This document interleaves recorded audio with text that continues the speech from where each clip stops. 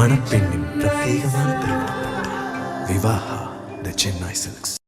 சட்டப்பேரவையில் தமிழகத்தின் இடைக்கால பட்ஜெட்டை தாக்கல் செய்த நிதியமைச்சர் தங்கம் தென்னரசு வரும் நிதியாண்டில் அரசின் கடன் 10.5 லட்சம் கோடி ரூபாயை தாண்டும் என கூறியுள்ளார்.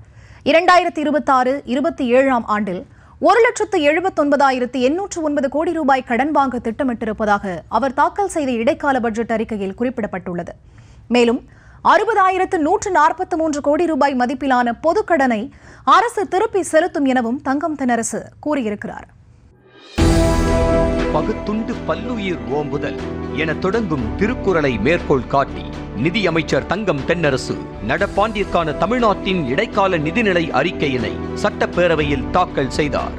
அனைத்து துறைகளுக்கும் எவ்வளவு நிதி ஒதுக்கப்பட்டிருக்கிறது, அரசின் திட்டங்களுக்கு எவ்வளவு தொகை செலவிடப்பட்டிருக்கிறது உள்ளிட்டவற்றையெல்லாம் பட்டியலிட்டார் தங்கம் தென்னரசு. தமிழ்நாட்டில் செயல்படுத்தப்படும் திட்டங்களை பிற மாநிலங்களும் செயல்படுத்தி வருவதாக குறிப்பிட்ட அமைச்சர் தங்கம் தென்னரசு புதிய அருங்காட்சியகங்கள் அமைப்பதற்காக 285 கோடி ரூபாய் ஒதுக்கீடு செய்யப்பட்டதாக அறிவித்தார். மறுவாழ்வு முகாம்களில் வசிக்கும் இலங்கை தமிழர்களுக்கு 630 கோடி ரூபாய் செலவில் 10,469 வீடுகள் கட்டித்தரப்படும் என அறிவிக்கப்பட்டுள்ளது.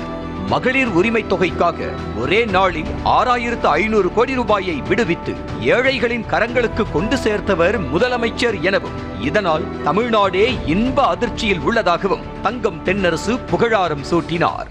எதிர்வரும் மாதங்களிலும் தடையின்றி 1,31,00,000 பயனாளிகளுக்கும் கிடைத்திடும் வகையில் அண்மையில் பிப்ரவரி, மார்ச் மற்றும் ஏப்ரல் மாதங்களுக்கான உரிமை தொகை 3,000 ரூபாயும் கூடவே கோடைகால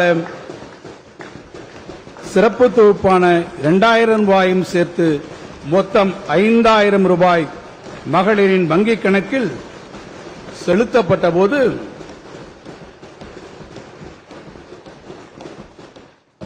தமிழ்நாடே இன்ப அதிர்ச்சியில் உறைந்து போனது.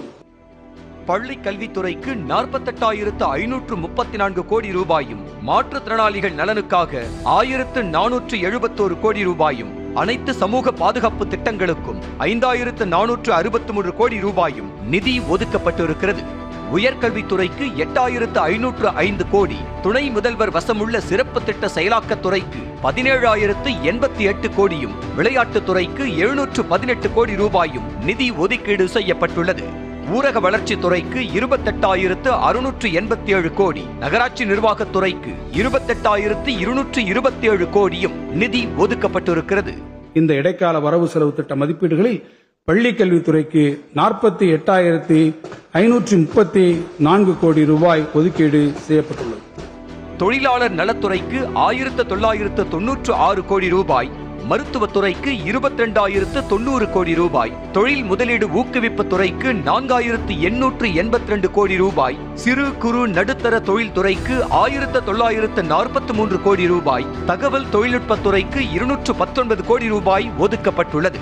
எரிசக்தி துறைக்கு 18,091 கோடி ரூபாயும், போக்குவரத்து துறைக்கு 13,062 கோடி ரூபாயும் ஒதுக்கீடு செய்யப்பட்டுள்ளது.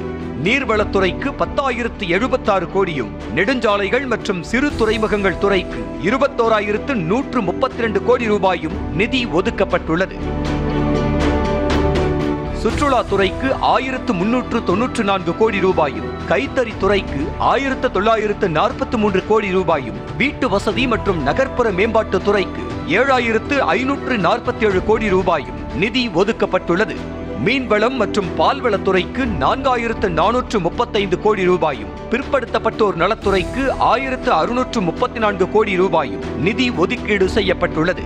இது தவிர அண்மையில் அரசால் அறிவிக்கப்பட்ட உறுதியளிக்கப்பட்ட ஓய்வூதிய திட்டத்திற்காக 11,000 கோடி ரூபாய் நிதி ஒதுக்கப்படுவதாக நிதி அமைச்சர் தங்கம் தென்னரசு அறிவித்தார்.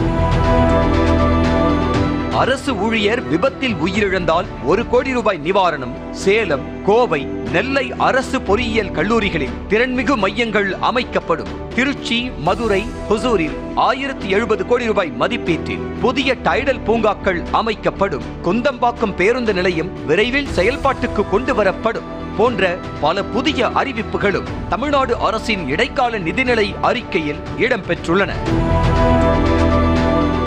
உரையின் இறுதியில் தமிழ்நாட்டின் நிதி நிலைமை குறித்த புள்ளி விவரங்களை அமைச்சர் தங்கம் தென்னரசு அறிவித்தார். 2025-26 ஆண்டிற்கான வரவு செலவு திட்ட மதிப்பீடுகளில் 9,29,959 கோடி ரூபாயாக மதிப்பிடப்பட்ட மாநிலத்தின் ஒட்டுமொத்த நிலுவைக் கடன் 2025-26 ஆண்டிற்கான திருத்த மதிப்பீடுகளில் 9,52,374 கோடி ரூபாயாக இருக்கும் என மதிப்பிடப்பட்டுள்ளதாக கூறினார். எனினும் சென்னை மெட்ரோ ரயில் திட்டத்தின் 2ஆம் கட்ட பணிகளுக்கு மத்திய அரசின் ஒப்புதல் வழங்கப்பட்டுள்ளதால் மத்திய அரசின் கணக்குகளில் இடம்பெற வேண்டிய 9,522 கோடி ரூபாயும் இதில் உள்ளடங்கும் என குறிப்பிட்டார்.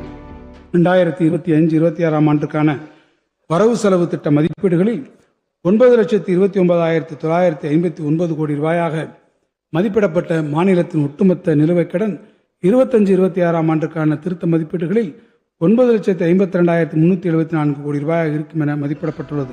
நடப்பு நிதியாண்டின் அரசின் சொந்த வருவாய் 2,20,000 கோடி ரூபாயிலிருந்து 2,06,000 கோடியாக குறைந்துவிட்டதாக கூறப்பட்டுள்ளது. ஜிஎஸ்டி வரி வருவாய் குறைந்ததே மாநில அரசின் வருவாய் குறைவுக்கு காரணம் என அமைச்சர் கூறினார். வரும் ஆண்டில் மாநில அரசின் சொந்த வருவாய் 11.15% உயரும் என அவர் நம்பிக்கை தெரிவித்தார். மத்திய அரசு தர வேண்டிய 9,500 கோடி ரூபாய் நிலுவைக் கடனில் தொடர்ந்து வருவதாகவும் அமைச்சர் குறிப்பிட்டிருந்தார். ஒன்றிய அரசு பொறுப்பேற்றுள்ள திட்டங்களுக்கு மாநில அரசுக்கு உரிய நிதியை விடுவிக்காமல் ஒன்றிய அரசு நிறுத்தி வைத்துள்ளது. ஒவ்வொரு வழியிலும் தமிழ்நாட்டின் நிதிநிலையில் செயற்கையான நெருக்கடியை ஏற்படுத்துவதற்கான அனைத்து முயற்சிகளையும் ஒன்றிய அரசு மேற்கொண்டு வருவது தெள்ளத் தெளிவாக தெரிகிறது. 2026-27 ஆண்டிற்கான இடைக்கால வரவு செலவு திட்ட மதிப்பீடுகளில் 10,62,248 கோடி ரூபாயாகவும் கடன் மதிப்பிடப்பட்டுள்ளது என அமைச்சர் தங்கம் தென்னரசு தெரிவித்துள்ளார். 2025-26 ஆண்டுக்கான வரவு செலவு திட்ட மதிப்பீடுகளில் 9,29,959 கோடி ரூபாயாக மதிப்பிடப்பட்ட மாநிலத்தின் ஒட்டுமொத்த நிலுவைக் கடன் 25-26 ஆண்டுக்கான திருத்த மதிப்பீடுகளில் 9,52,374 கோடி ரூபாயாக இருக்கும் என மதிப்பிடப்பட்டுள்ளது. மணப்பெண்ணின் பிரத்யேகமான திருமணம் விவாஹா தி சென்னை சில்க்ஸ்.